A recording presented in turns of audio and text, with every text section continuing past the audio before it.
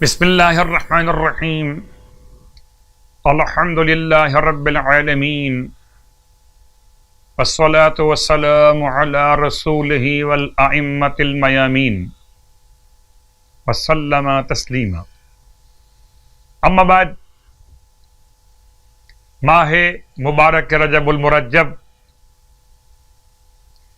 اور لیالی الغیظ اور ایام البیضاء کے حوالے سے مسلسل آج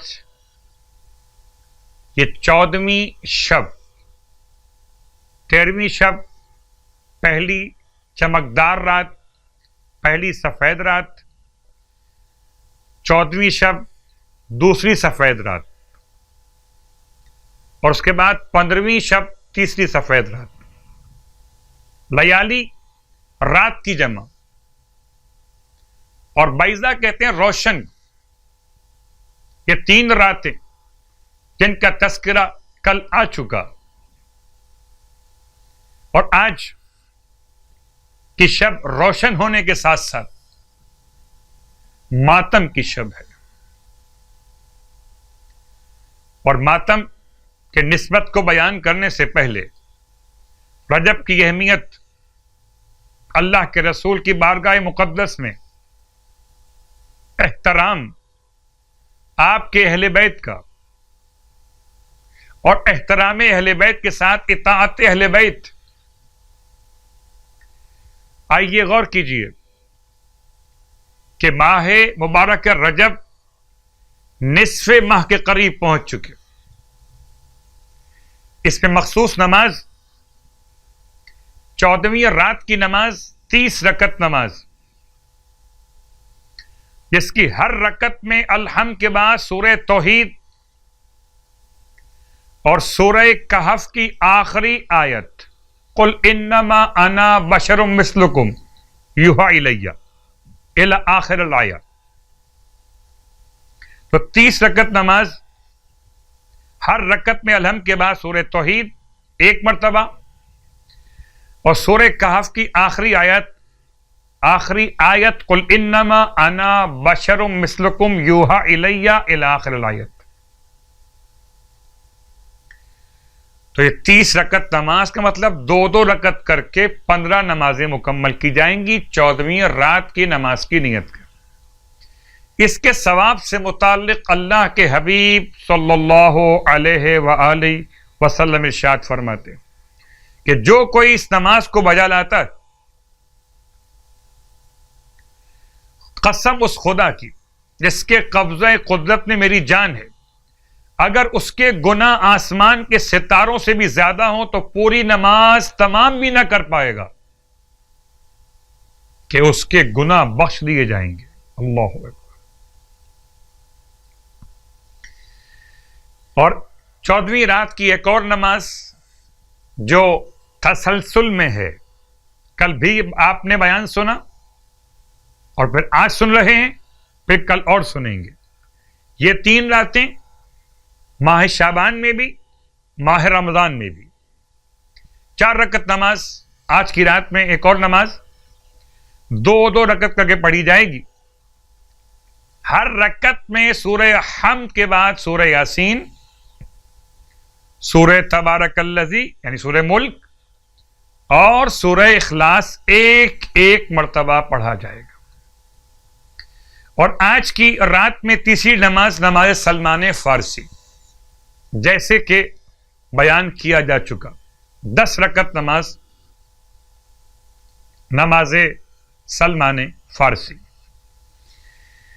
ان نمازوں کے بیان کے ساتھ ساتھ ماہ رجب المرجب میں سرکار ختم یہ مرتبہ صلی اللہ علیہ وآلہ وسلم ارشاد فرماتے کہ جو شخص ماہ رجب میں 14 روزے رکھے گا تو اللہ اسے ثواب کے طور پر بڑے مروارید اور یاقوت سے بنے ہوئے محل عطا کرے گا، جسے نہ آنکھوں نے دیکھا اور نہ کانوں نے سنا اور نہ انسانی ذہن میں ان کا خیال آیا. سبحان اللہ. اس طرح کے انعامات مروارید اور یاقوت کے بنے ہوئے محل تو ملیں گے اہل ایمان کو جنت میں، فرش عزا کی برکت اپنے مقام پر۔ خدا ہم سب کو نصیب کرے کہ شب شہادت عقیل بنی ہاشم جناب زینب کبریٰ سلام اللہ علیہ، ماتم کی رات، مصیبت کی رات، آل محمد کے گھر میں قیامت کی رات، جو بہت روتی تھی اپنے بھائی کو، وہی بی بی جس کے سامنے اس کے بھائی کو ذبح کیا گیا، وہی بی بی جس نے اپنے بچوں کا ماتم نہ کیا۔ ہاں، جب ماتم کیا تو مولا حسین اپنے بھائی کا ماتم کیا۔ بس ایک جملہ آپ کی خدمت میں، بڑا مشکل وقت تھا جب جناب زینب کبریٰ شام غریبہ میں پانی آنے کے بعد پانی پینے کو راضی نہ ہوئی۔ سب کہتے تھے بی بی کچھ پانی پی لیجئے کہ جان بچا لی جائے، فرماتی تھی پیاسے رہ گئے میرے ماں جائے، کس طرح زینب پانی پی سکے گی۔